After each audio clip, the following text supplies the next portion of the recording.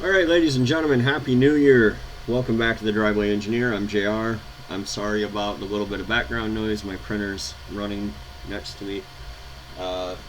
It's still dark out this morning, so I'm waiting for the sun to come up before I go up to the shop and get to work. You know, day after day. But anyway, it's time to do a video. It's 2022. Some things have changed. Some things are out of stock. We all know about supply chain issues. I'm not going to go into parts in this video. I'm just going to give you the 5 overview steps of what I think you need to follow to have a successful swap.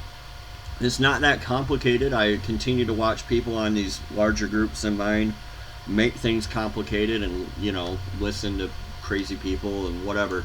But let's jump right in. These are what I think you need to do.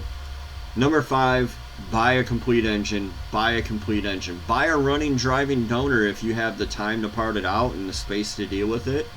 I do now. I didn't before. But you can get, you know, a shitty Yukon or Silverado or something that drives and maybe doesn't have second gear or whatever for under $1,000 and part it out and make your money back.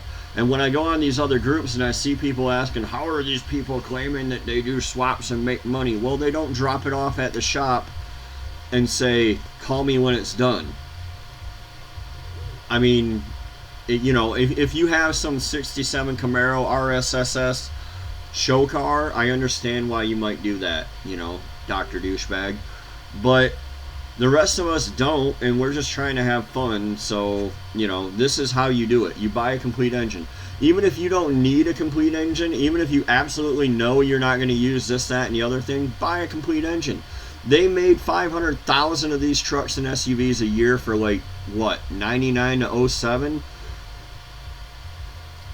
There's plenty of them out there that you don't need to be buying crap like this on the left. I don't care if it's only $200. Don't buy this shit. Buy this shit. Or cut the engine out of this shit. Whatever. Whatever you want to do. But buy a complete engine. Make sure you have everything. Everything. From the air filter to the oil filter. Everything. The whole harness. Don't let them cut it. Take everything. You're not going to use the manifolds? Take that shit anyway. Take it all. Number 4. Know your limits. This thing looks super cool. It's really clean. It's got a sweet intake on it and fabricated valve covers. And where are the coil packs? I don't know. They hit them. It's magical. Billet fuel rails, twin turbos, instant spool. If you've never swapped an engine like same, the odds of you actually pulling this off go down exponentially. Like, come on, man. So be realistic with yourself, and you know, can you afford this? I'm not going to mention the fact that this intake is shit, except I just did.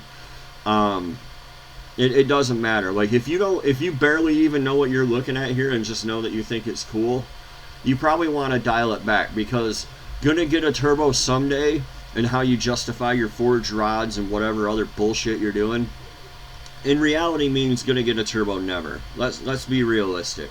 So, you know, go into it with realistic expectations. Ignore the fact that online everybody makes 1,000 horsepower. Everybody's winning drag week every year. Everybody's on Street Outlaws on the internet. But in reality, in your town, people probably aren't doing shit. So, you know, they're cutting their muffler off on their JD Byrider Ram and revving their stupid squatted piece of shit at you. So, you know, be realistic. This might be within your means. I don't know. Only you know that. But you got to be honest to going into it. You know, and you got to be honest going into it. If you're not competing in a class for money, why are you so fixated on having the best of the best? You probably don't need it. Which leads us into number 3. Know what you actually need. This is a cool turbo Toyota. It's not mine. But I see people all the time trying to buy forged rods, trying to buy Gen 4 rods. Gen 3 rod. Richard Holdner's made 1,500 horsepower with Gen 3 rods. But you need to scour the earth to go make 350 horsepower with Gen 4 rods, you don't. You don't need a 12.3 inch dash probably, and it's super cool. I think it looks awesome. They make a cool one for my truck, for my C10. I'm not ever gonna buy it. Yeah, I'm just not gonna do that. I have the money. I see no need in doing that. I see no need in buying forged rods. For anybody watching this video, you're not watching this video if you're a pro mod racer, and you know.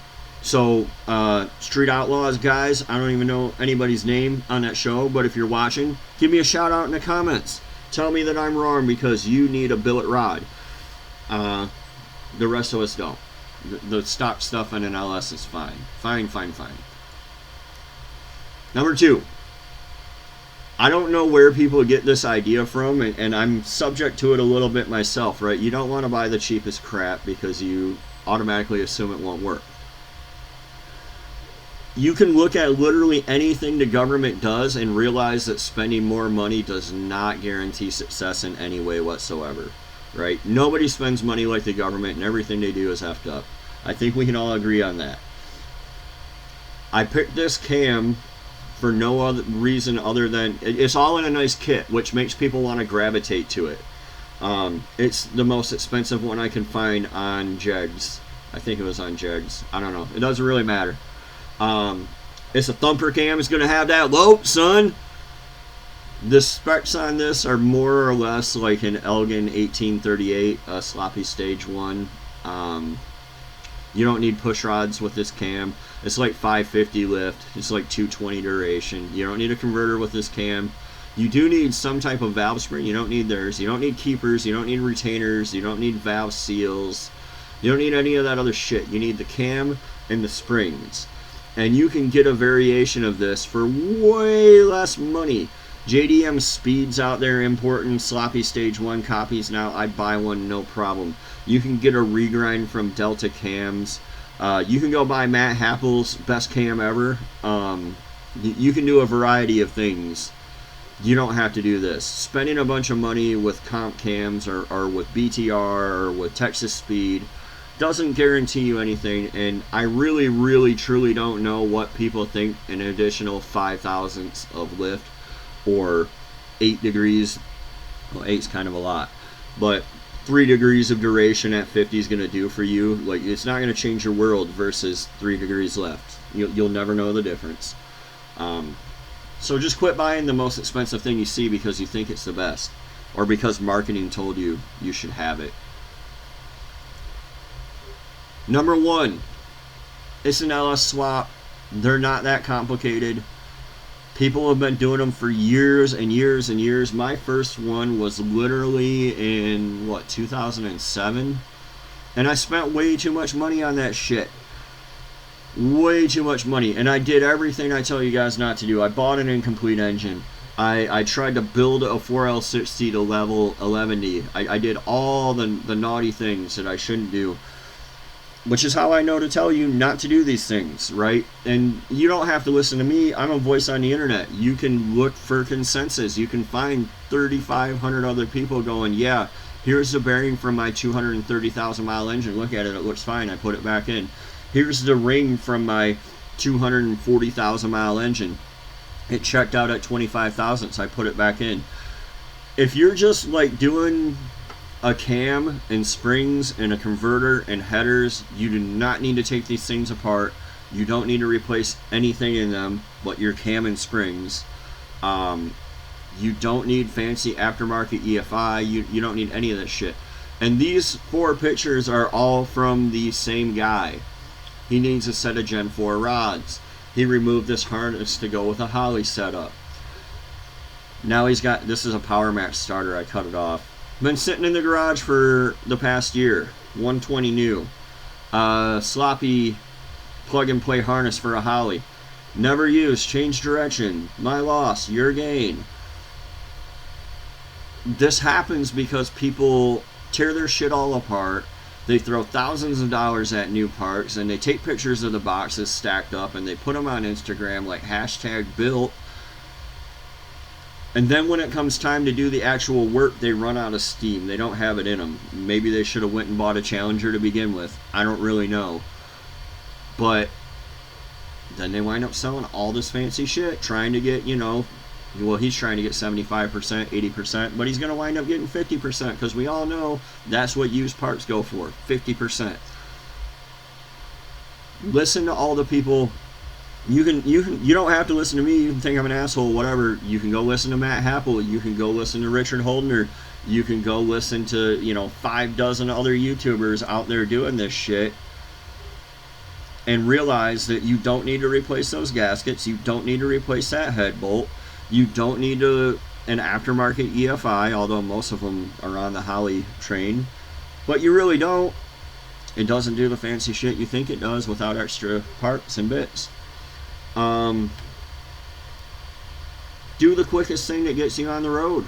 I mean, if you can't afford all this shit in one go and you're doing it paycheck to paycheck, week to week, I guarantee you'll run out of steam before you finish it. So that's pretty much it. That's the video. Be sure to like and subscribe. I hope it helps. Join me for more. Thank you for coming to my TED Talk. See you next time on The Driveway Engineer, guys.